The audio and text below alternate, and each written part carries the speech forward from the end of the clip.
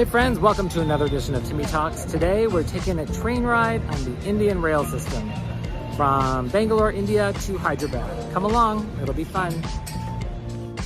Today's journey is going to take us approximately 12 and a half hours. We started a little after 1 and I'm going to be arriving around 2 a.m. in the morning. One of the biggest challenges for me as a foreigner traveling in India is finding the right train. Generally, these train stations are huge. They have many, many platforms. And in order to find out which train and which platform you're on, it's kind of scrambling around to do so.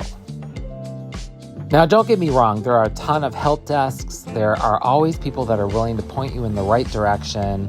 But I recommend just going there early, making sure that you validate that the track that you're supposed to be on is the same one that they show online, and get to your train early. As you can see, we were one of the first ones here, and it was nice and empty. You could put your luggage down or your bags down and make sure they're all secure under the seat or on top of the seat, as it may be, and grab some snacks. It's always good to have yourself some snacks when you're going on a long train journey. One of the things that's important for me is knowing where the bathroom is. So I always step into the bathroom to make sure I know where it is and how clean it is. This one happens to be an Indian style restroom, but they do have Western style as well. And it's been my experience that almost every time you start a journey on the train, everybody is sitting down on the lower bunks. They're trying to get acclimated to their environment. They're seeing who's around them. And it's just, what you do for the first, a few hours before you put extra seats up to relax on your bunk. So don't get all bent out of shape. If someone's sitting in your chair, it will only be for a few hours and it'll change.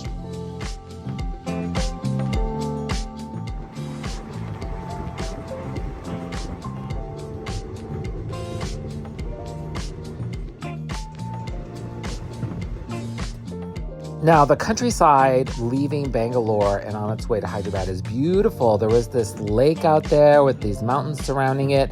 I really thought I want to go back there. So if anybody knows what area and lake that is, please comment below because I'd really like to see it.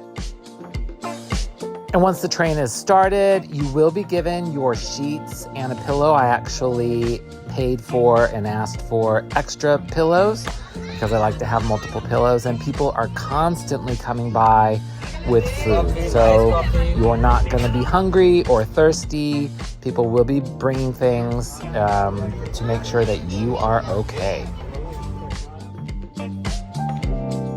This particular train ride had several stops along the way, which was nice to be able to get out and stretch. But the train has an effective way of utilizing their time. They're notorious for being on schedule, and when they make these stops, if they're running behind schedule, they will speed up the stop and not stay long. If they're running ahead of schedule, they will stay longer at a stop.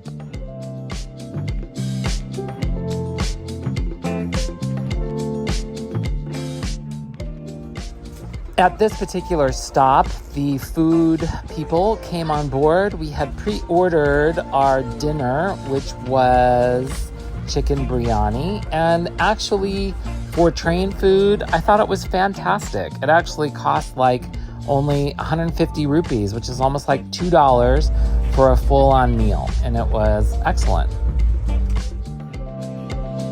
Sometimes it's not possible to pre-order your food. They do bring extras, and there's always people around selling samosas or Indian bread or sweets. There's always food in case you're hungry.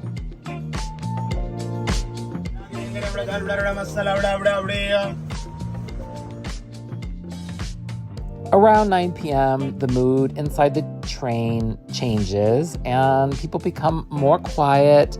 The lights are turned low. The people in the next cabin actually had their lights on for quite a long time, but I'm glad in my little area here, the lights were off, people were asleep, and, it just allows you to get some shut-eye. I mean, that's generally why you have a sleeper train, right? Our watch alarms went off about 1:45, and we were the first ones to grab our bags and stand by the door awaiting to leave the train. It becomes this hot mess of people just pushing and shoving, so to be one of the first ones off the train is always smart.